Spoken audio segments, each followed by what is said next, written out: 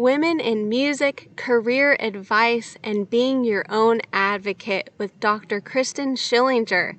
Stay inspired. I would just love to hear more about how you started fEmpower.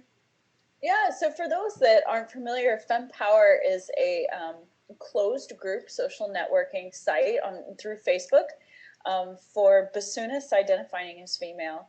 And it started when Rebecca Heller came to Ithaca, where I live. She's fabulous, amazing new music bassoonist out of New York City. And she came to give a concert in Ithaca. So course, bassoonist, you have to go hang out. So we went to go grab a beer after her concert. And ironically, though we knew of each other, we had never met. So we were both super geeked to meet each other and learn more about each other and hang out. And we ended up sitting there talking we closed the bar over one beer, right? But just talking incessantly and nonstop. And both of us, at the end of the night, expressed this sense of relief at being in conversation with another female bassoonist, and this sense of camaraderie and friendship that was just so natural and inherent. And she mentioned, it's so funny. I meet bassonists all over the place, but every time I meet a female bassoonist, it tends to be like this. And I said, it's funny, you're kind of right. We do kind of like flock to each other and bond in this way immediately, right? And she said it'd be great if there was like a club. And that just really stuck with me. So although I'm the one that started it, really, I give Rebecca Heller the credit. She's the founder, right? Because I went home and just kept thinking, yeah, I wish that feeling of support and camaraderie could be something that was present for us every single day. And so I started this Facebook group, and I started out by just inviting a whole bunch of women bassoonists I knew. And I think, wow, I think we're like inching up towards 1,000 members now, somewhere around there. Like, we're really growing, and I'm so glad to see the diversity of women that are involved in this group. I'm so happy to see the diversity of discussions that take part in this group. But most importantly, I'm really happy to see the supportive community and the supportive global community that has risen from this. When I started, it was just really wanting to have a sense of camaraderie. When I started in this field, it was definitely a growing space for women, but there were still very, very few jobs, orchestral or academic, that were held by women. And so if a woman was a finalist for a job, it was like, or if multiple women were applying for a job, in a sick, twisted way, you felt more in competition with the other women than the men. Because it was, it's, I know it's that way in other industries as well. And women seem to be, we get more nitpicky and competitive with each other, when quite frankly, we should be supporting each other and advocating for each other. And so one of the things I've learned is that despite the many changes in our industry and the many successes, that need for internal support from us for each other is really still quite present and still quite needed.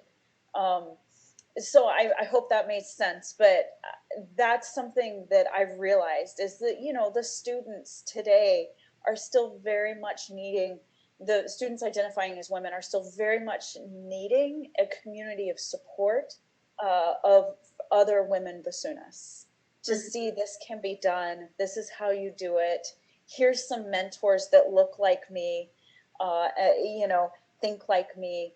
And so that has been really important for me. Something else I really learned, in March, I ran in honor of Women's History Month, I ran every single day. We featured a historical woman bassoonist. well, I didn't know. I was learning along with the community. So to learn the insanely rich history of women bassoonists and women that were like contracted in orchestras. Dorothy Dickinson was contracted with the Cincinnati Symphony in the 60s.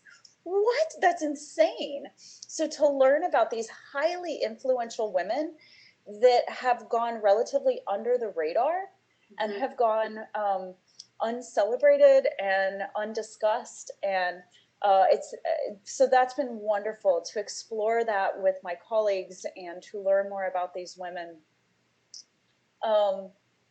Yeah, and then I think I would say the last thing I've learned is I have gotten to experience and to learn in a much more tangible way the unbelievably fantastic, exciting projects that young women are doing now, that the next generation of leaders in our field are doing. It just is mind-blowing to me. And I love that here is a space that we can celebrate that, and you know, they don't feel like, oh, is it okay, am I bragging? No, let's go, you know. And so I really love to get to see what the next generation is doing, because it's pretty unbelievable. Christin, I wanted to ask you too about the lettering of fEmpower, or just with how the E is capitalized. Could you share a bit more of the background with that? Yeah, the idea is just simply that the whole point of this site is to empower women. I'd love to hear more about the evolution of women's participation in IDRS. Could you share a bit more about this? Yeah, I have to say I'm really grateful to the International Double Reed Society. It is an organization that has given me so many opportunities to perform, to speak. I was a host of a conference, grateful to its presence in our field. That said, it was born in an era, it was originated in the early 70s. It was born in an era that was very, very different from today. And I would say that they're in some growing pains right now. And these growing pains are needed to look at the shapes, sizes, colors, thoughts, countries, you know, to look at the diversity of the society's membership, and to look at the authority within the society, and to look at how the two don't line up. And so for a couple of years now, I think the society has started this process of looking into that, and I'm really grateful. It's been a long time coming, and I'm really grateful to see it. To give a little history, obviously my research and my experience is on women bassoonists, and so that's more of what I know. But since 1971, there has been one president of IDRS that was a woman, Nancy Ambrose King, who is an oboist. Currently, of the elected officials, which means these are the voting members of IDRS, to my understanding, currently there are 8, and 2 of the 8 are women. So you can see, oh, and both of those 2 again are oboists. So again, the female bassoon oboist is more traditionally recognized as a feminine instrument.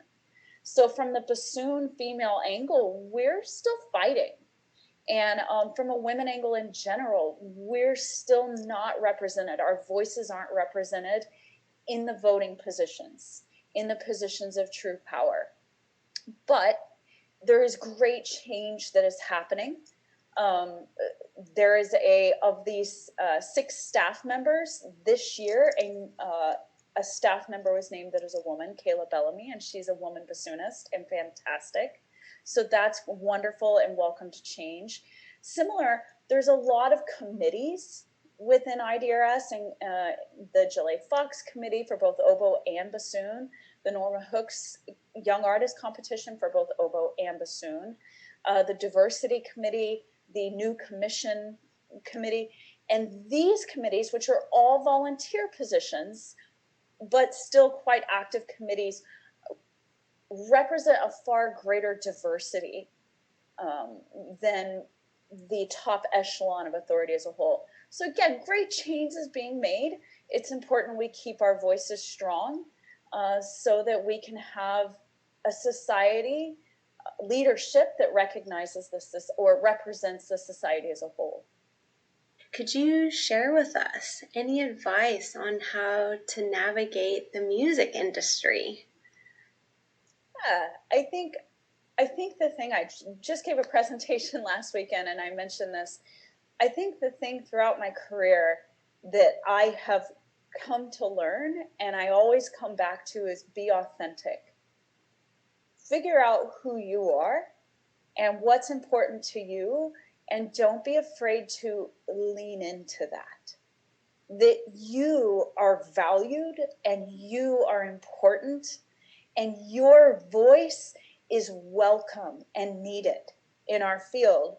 So don't feel pressured to mimic your teacher's voice or to repeat a voice that you think is better than yours, because your voice is pretty awesome. So I think that's my best advice, and I think that's scary when you're entering the industry.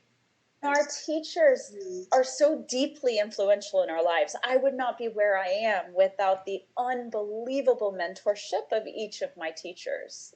But there's a point at which you have to say, okay, what do I think about this? Where am I in this process? How can one be their own advocate in music and life? I know that I'm kind of like known now. I wrote an article last year, and Ryan Romine, who is fabulous, literally wrote my bio as like teacher, performer, advocate. And I was like, oh, okay. So I know that this has become a part of me, and I'm proud of that. And I identify with that. I think it goes with being authentic. I think being an advocate is about finding what you're passionate about, no matter what it is. If it's video games, if it's women in music, if it's makeup, like what are you passionate about? What excites you? Or what angers you, you know, and incorporating that into your art and incorporating your art into that. So, for example, if what excites you is simply the bassoon, which was me for many years, like the bassoon is the best, right? It's actually absolutely superior. And what frustrates you is, why does no one know this? Why is everybody all about violin and voice and piano? Like, hello, bassoon, right? Thinking about, in lieu of getting lost in the deep pit of despair, of frustration, thinking, what actionable steps can I take with my art to work towards this? And so, for example, community outreach, taking the bassoon into middle schools, into elementary schools, contacting high school programs and offering to play concerti for free with their bands. Creating a YouTube channel that's, you know, you see all the time the violin channels, they're really hilarious, where they're doing stunts. Or I saw one today that was like, can you name all of these overly used classical tropes? And it was like, you know, Pachelbel's Canon and Vivaldi Four Seasons. And, you know, what can you do with bassoon that's like that, that reaches beyond just bassoonists? So finding actionable steps that helps incorporate what you are passionate about into your art.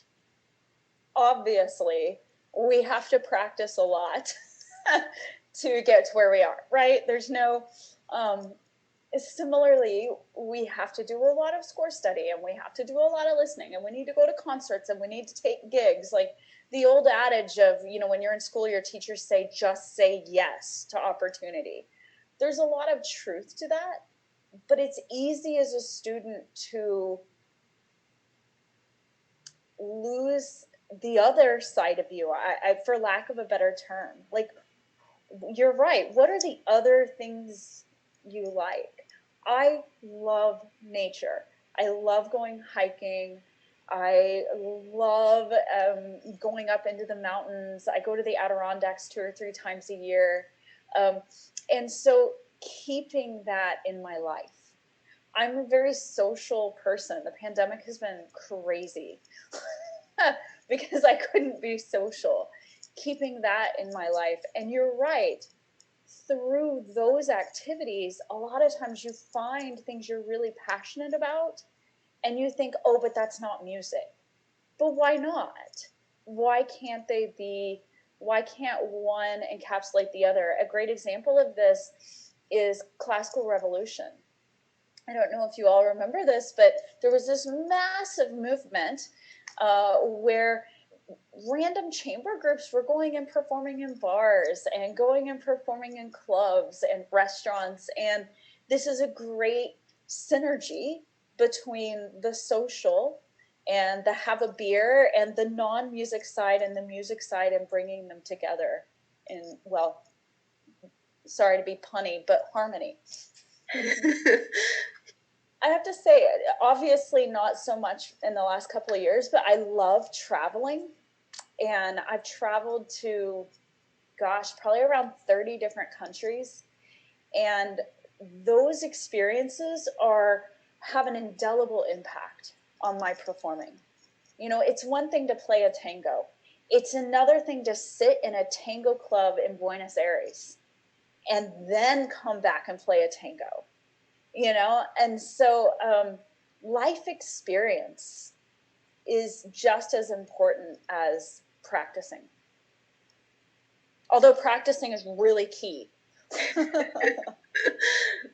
Is there a course from university that you wish had been offered that you could share with us? It's funny, you were talking about how it took like 10 years for it to sink in. In the United States, I don't have a solution for this. This is just kind of my thought on it. In the United States, how we teach music is so siloed and disjunct. We teach music history, and we teach music theory, and we teach applied bassoon. And it took me, this sounds so dumb, and I'm sorry, I'm not a dumb person, but it took me years to figure out, oh, this affects this. Yeah, and to figure out how to pull it all together, right? The ear training isn't just this really hard class you have to go through, but that without that, you can't hear slight stylistic changes to react to in a chamber ensemble, that you can't internalize your own pitch to be able to play in tune without a piano or an orchestra with you. It took me years to figure out that music history is not merely knowing, you know, that the Bassoon Concerto was written in 1774 by Mozart, but knowing, why does that matter? What does it mean that it was written in 1774? Who was influencing him? Who was he listening to at that time? What did they sound like? And how was he different from them? So that then when you go play that, you can bring out what would have been unique and fresh and funny and interesting in 1774. Not so much in 2021 when we've all heard it 10,000 times, right? So I don't have a solution, but if there was a class or something that I could do to add to our already overpiled curriculum, it would be to contextualize or to focus more on the contextualization of our coursework. I would relate notes with the bassoon, but we were in class, we were learning on piano.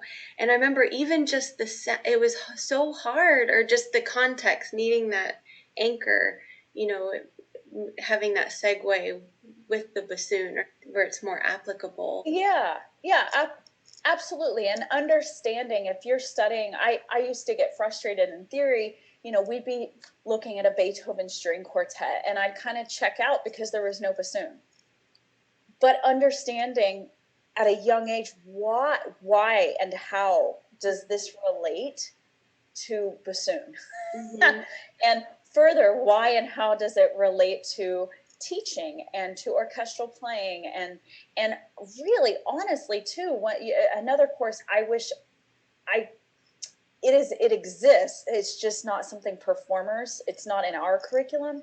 Our methods classes, you know, we learn about string technique and we learn about the other woodwinds and brass and percussion through chamber music. And it's such a slow process.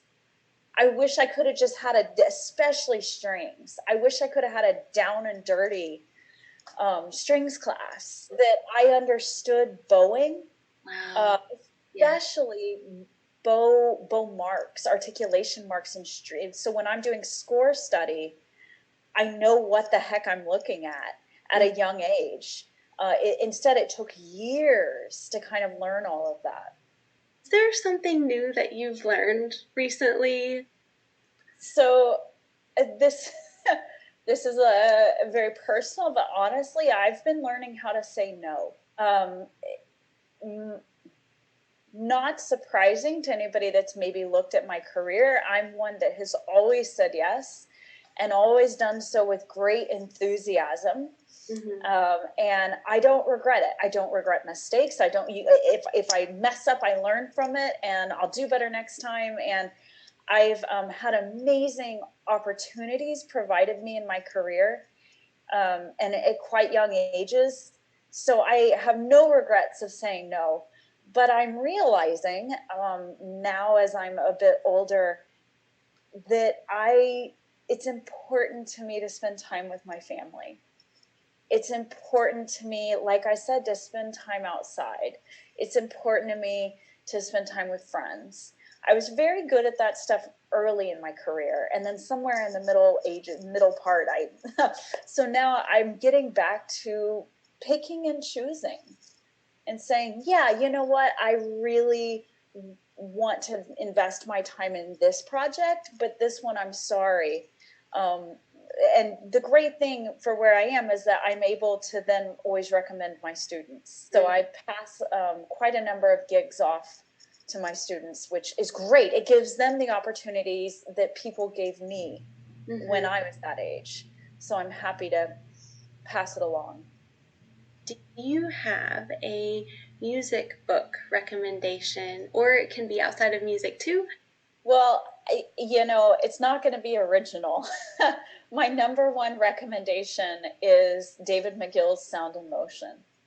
It's really just the creme de la creme of musicality and expressiveness. It's just a spectacular book, and I've read it about 3 times before, and I actually just started it again. This will be like my 4th time. So it's fresh on my mind. Another one that I reference a lot with my students, I think it was a surprising read to me, is Renee Fleming's The Inner Voice. It's not one, has anybody read that? Any little reactions there? I have to say, this is really snotty and I'm sorry, but when it first came out, I was like, oh, a book by a vocalist, I'm not going to relate. But I'm snotty and I get that. But I've read it and she's so open about her experiences with performance anxiety. She's so open about experiences that were given to her because of who she knew and where she was. And I think we always talk about the importance of networking, and it's really refreshing. I think a lot of people they feel like if they say, I was in the right place at the right time, or, you know what, my teacher knew this person, that somehow that diminishes how much they worked for it. So it's refreshing to hear from someone who none of us doubt her talent, ability, or work ethic, to hear her talk openly about relying on her network. And also, I really like this. She's an unbelievable artist. I mean, her voice is, but also her intentional directed musicianship is out of this world. But she talks about how when she goes into a performance, she aims for 85%. And, she says, think about all of the notes that I'm singing in an opera. And if I get 85, and then not just the notes, I have to sing them in tune. I have to sing them in the right rhythm. I have to sing them in the right blend and balance. And, think about all the things we're doing. And she's like, if I can get 85% of it, that's pretty darn good. And in a field where we're always driving towards perfection, something that doesn't exist, I found that so helpful and so refreshing. And I still think on that regularly. So that's a book I recommend. In the non-music side, this summer I was reading Burnout by Emily and Amelia Nagoski, I think their names are. It's they're sisters. It is an amazing book. In this field of music, we love what we do. We obviously went into it because we love what we do. And I run into a lot of students frequently who feel guilty if they don't want to practice, or feel guilty if their relationship with the bassoon or their relationship with music is not at 100%. Mm-hmm. And burnout is real, and burnout doesn't mean that you're done. Burnout means that you need a break, or that you need to look at how you're doing what you're doing and maybe come at it from a different angle. And so although that book has nothing to do with music, especially during the pandemic when I was dealing with burnout, it was incredibly helpful to look at the root of, okay, what's actually causing this?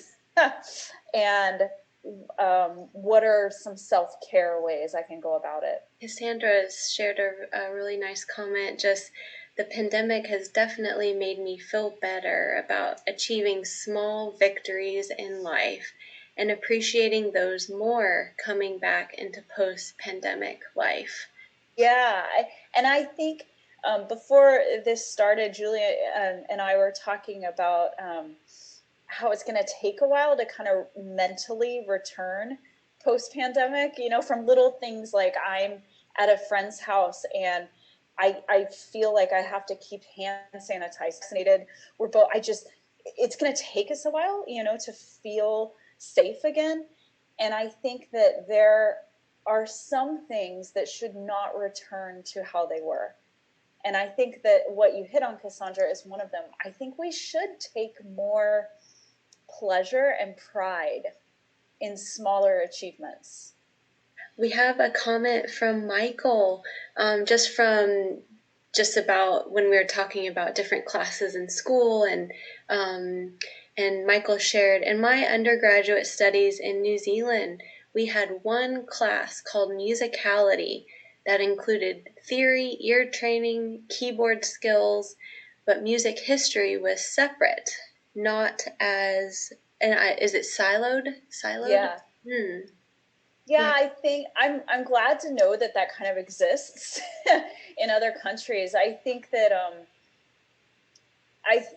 the United States kind of needs to reassess how we teach, because as it gets broader, not that it was wrong at one point or not that it's wrong now, but it just keeps getting broader and broader, right? The training we need to give students now involves so many more career opportunities in chamber music and technology.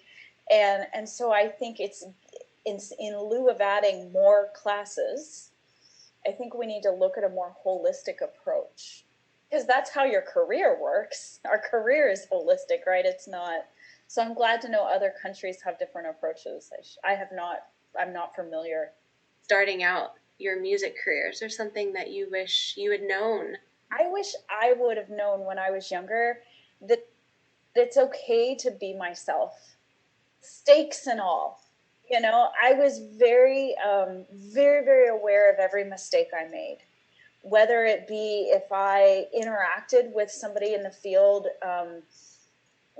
incorrectly, or I made a mistake, I misspoke. I remember once giving a master class and I mispronounced Seiji Ozawa's name. That's such a little thing, but I was horrified, and you could tell, like, it sticks with me. And that was seriously like 20 years ago. And so I think just knowing that it's okay to be yourself and it's okay to make mistakes. Everybody makes mistakes.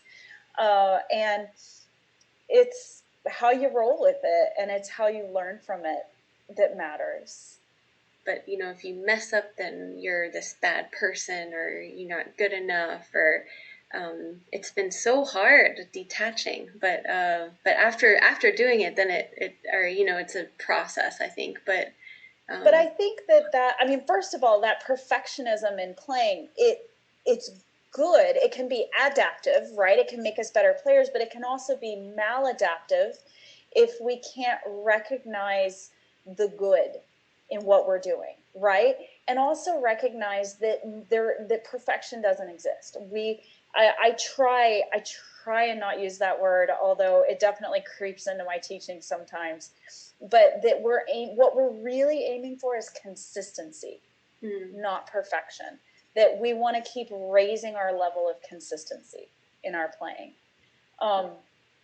Yeah, but I think part of the maladaptive part of perfectionism is that we work so much in our instruments at perfection that it creeps into the other side too.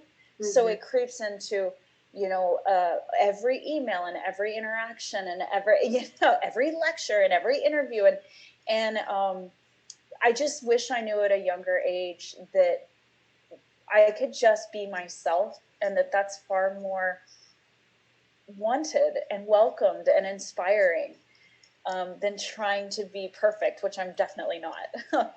And along those same lines, I wish I knew that everybody suffers from imposter syndrome at some point. I think I felt like alone.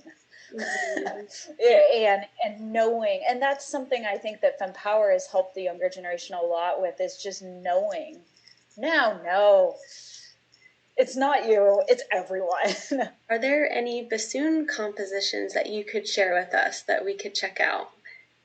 Yeah, so I mean, in my work as an advocate, I have to advocate for a few composers that I work with regularly, and I work with them regularly because I love their music, but I also love their collaborative approach to composition.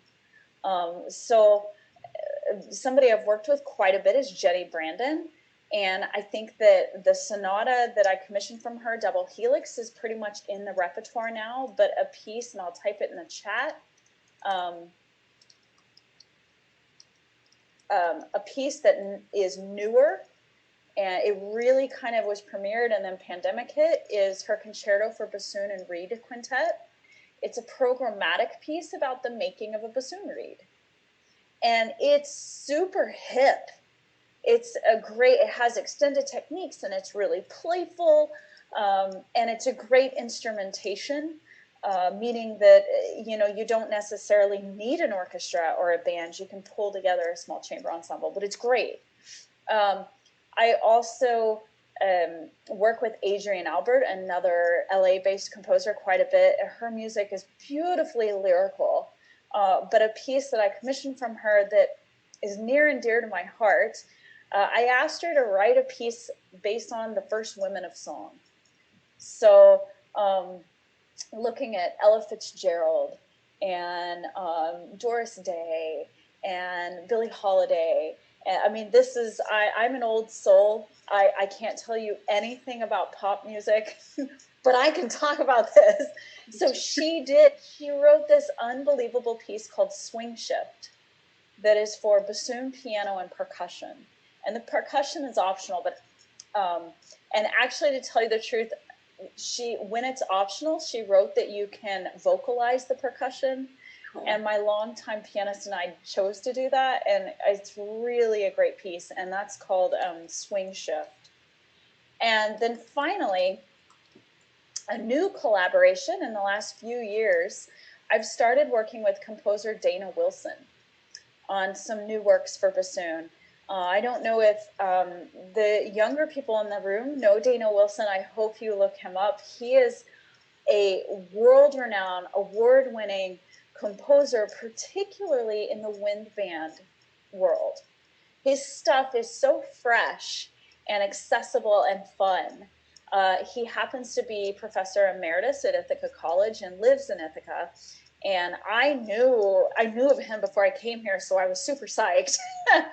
And indeed, I've gotten to work with him now on a couple of pieces. One called Singing Something Yet Unfound, which is a wonderful jazz-influenced piece for unaccompanied bassoon that is about 2 years old now. And then another piece that actually he just wrote during the pandemic and called Memorandum. And it's totally different from his other writing. It's not nearly as tonally accessible. It's very dissonant. It's very improvisatory, but it's perfect for the pandemic. Like when I played it, it just healed something in me I didn't know need healing.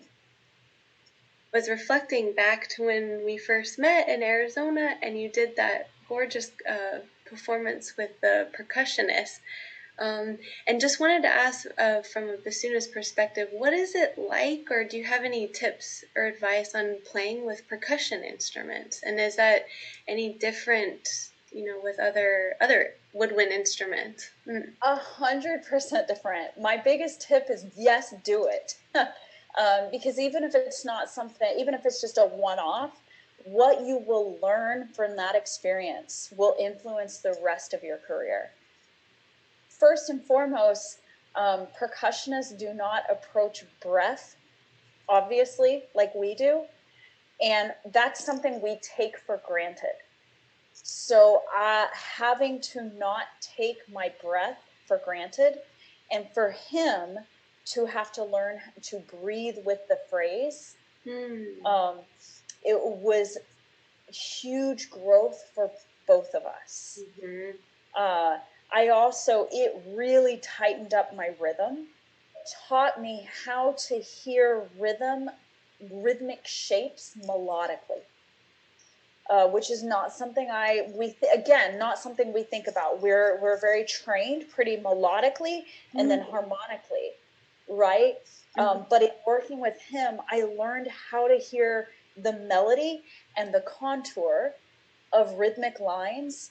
And I find that influences me so heavily when I'm interpreting new music, that I'm not simply looking for harmonic dissonance or melodic dissonance, but I'm also looking for metric and rhythmic dissonance. And where does this grow and where does it resolve?